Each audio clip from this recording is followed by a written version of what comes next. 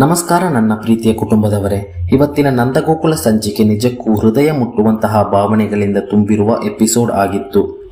ಆರಂಭದಲ್ಲೇ ಒಂದು ಸಣ್ಣ ಸನ್ನಿವೇಶದಂತೆ ಕಾಣಿಸಿದರೂ ಅದರೊಳಗೆ ಅಡಗಿರುವ ಪ್ರೀತಿ, ನಾಟಕ, ಅನುಮಾನ ಎಲ್ಲವೂ ಕಥೆಯನ್ನು ಇನ್ನೊಂದು ಮಟ್ಟಕ್ಕೆ ತೆಗೆದುಕೊಂಡು ಹೋಗುತ್ತದೆ.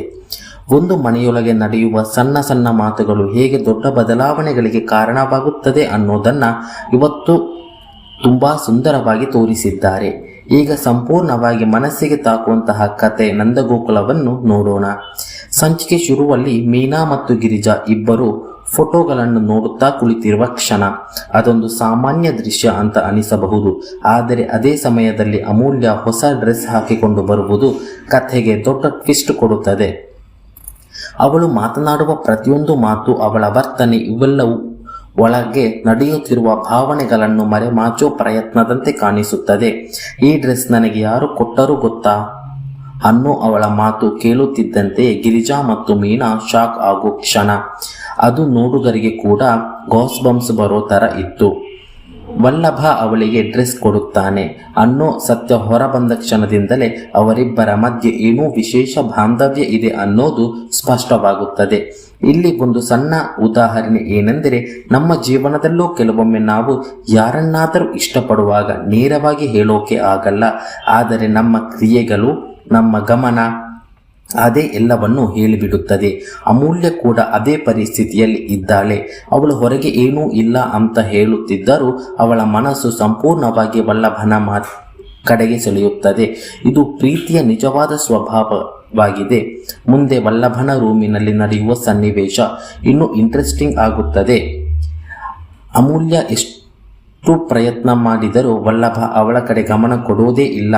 ಅವಳ ಮನಸ್ಸಿನಲ್ಲಿರುವ ನನ್ನ ಕಡೆ ಒಮ್ಮೆ ನೋಡಲಿ ಅನ್ನೋ ಆಸೆ ಅದು ತುಂಬ ನೈಸರ್ಗಿಕ. ಆದರೆ ವಲ್ಲಭ ಕೂಲ್ ಆಟಿಟ್ಯೂಡ್ ನೋಡಿ ಅವಳ ಕೋಪ ಜಾಸ್ತಿಯಾಗಿ ಫೋನ್ ಎಸೆಯುವ ಮಟ್ಟಕ್ಕೆ ಹೋಗುತ್ತದೆ. ಈ ಜಗಳ ನೋಡಿದಾಗ ನಮಗೆ ನಗು ಬರುತ್ತದೆ, ಆದರೆ ಅದರ ಹಿಂದೆ ಇರುವ ಭಾವನೆ ತುಂಬಾ ಗಂಭೀರ. ಇದು ಪ್ರೀತಿ ಮತ್ತು ಅಹಂಕಾರದ ನಡೆಯುವ ಸಣ್ಣ ಯುದ್ಧ. ಇದೇ ಸಮಯದಲ್ಲಿ ಕಿಚನ್ನಲ್ಲಿ ನಡೆಯುವ ಪ್ರಿಯಾ ಮತ್ತು ಮೀನಾ ನಡುವಿನ ಮಾತುಕತೆ ಅದು ಕತೆಗೆ ಮತ್ತೊಂದು ತಿರುವು ಕೊಡುತ್ತದೆ. ಪ್ರಿಯಾಗೆ ಅನುಮಾನ ಶುರುವಾಗುತ್ತದೆ. ಇವರು ನಿಜವಾಗಿಯೂ ಪ್ರೀತಿಸಿ ಮದುವೆಯಾಗಿದ್ರ ಅನ್ನೋ ಪ್ರಶ್ನೆ ಅವಳ ಮನಸ್ಸಿನಲ್ಲಿ ಬೇರೂರಲು ಶುರು ಮಾಡುತ್ತದೆ. ಈ ಅನುಮಾನ ಒಂದು ಸಣ್ಣ ಕಿಡಿಯಂತಿದೆ. ಸರಿಯಾಗಿ ಆರಿಸದಿದ್ದರೆ ಅದು ದೊಡ್ಡ ಬೆಂಕಿಯಾಗಬಹುದು. ಗಿರಿಜಾ ಇದನ್ನು ಅರ್ಥ ಮಾಡಿಕೊಂಡು ಅಮೂಲ್ಯಗೆ ಒಂದು ದೊಡ್ಡ ಜವಾಬ್ದಾರಿ ಕೊಡುತ್ತಾಳೆ. ನೀವು ಇಬ್ಬರು ಪ್ರೀತಿಸಿ ಮದುವೆಯಾಗಿದ್ರಂತೆ ನಟಿಸಬೇಕು ಅಂತ. ಇದು ಕಥೆಯಲ್ಲಿನ ಅತ್ಯಂತ ಮುಖ್ಯ ಭಾಗ, ಏಕೆಂದರೆ ಇಲ್ಲಿ ನಿಜವಾದ ಭಾವನೆಗಳಿಗಿಂತ ನಾಟಕ ಮುಖ್ಯವಾಗುತ್ತದೆ. ಆದರೆ ವಿಚಿತ್ರ ಅಂದ್ರೆ ಈ ನಾಟಕದಲ್ಲೇ ಅವರ ನಿಜವಾದ ಪ್ರೀತಿ ಬರಬಹುದು. ಜೀವನದಲ್ಲೂ ಇದೇ ಆಗುತ್ತದೆ. ಕೆಲವೊಮ್ಮೆ ನಾವು ನಟನೆ ಮಾಡುತ್ತಾ ಇದ್ದರೂ ಅದು ಆ ನಟನೆ ನಿಜವಾಗಿ ಬಿಡುತ್ತದೆ.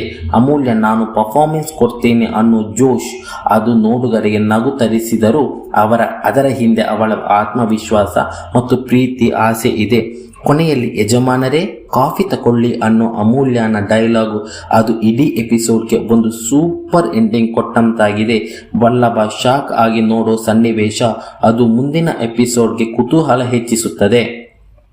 ಈಗ ಪ್ರಶ್ನೆ ಏನು ಅಂದ್ರೆ, ಈ ನಾಟಕ ಎಷ್ಟು ದಿನ ನಡೆಯುತ್ತದೆ, ಪ್ರಿಯಾಳ ಅನುಮಾನ ಎಷ್ಟು ದೂರ ಹೋಗುತ್ತದೆ, ಮತ್ತು ಮುಖ್ಯವಾಗಿ ಅಮೂಲ್ಯ ಮತ್ತು ವಲ್ಲಭರ ನಡುವೆ ನಿಜವಾದ ಪ್ರೀತಿ ಯಾವಾಗ ಹೊರಬರುತ್ತದೆ? ಹಾಗಾದರೆ ಸ್ನೇಹಿತರೆ, ಇವತ್ತಿನ ಎಪಿಸೋಡ್ ನಿಮಗೆ ಹೇಗನ್ನಿಸಿತು ಅನ್ನೋದನ್ನು ಕಾಮೆಂಟ್ನಲ್ಲಿ ತಪ್ಪದೆ ತಿಳಿಸಿ. ನಿಮ್ಮ ಅಭಿಪ್ರಾಯ ಮತ್ತು ಈ ಚಾನಲ್ಗೆ ಮುಖ್ಯ ಇನ್ನೂ ಮಹತ್ವವಾದ ಕಥೆಯನ್ನು ಮುಂದೆ ಹೊತ್ತು ತರುತ್ತೇನೆ. ನಿಮ್ಮ ಸಬ್ಸ್ಕ್ರೈಬರ್ ನಮಗೆ ತುಂಬ ಅಗತ್ಯ. ದಯವಿಟ್ಟು ಸಬ್ಸ್ಕ್ರೈಬ್ ಮಾಡಿ ನಮ್ಮನ್ನು ಪ್ರೋತ್ಸಾಹಿಸಿ. ಧನ್ಯವಾದಗಳು.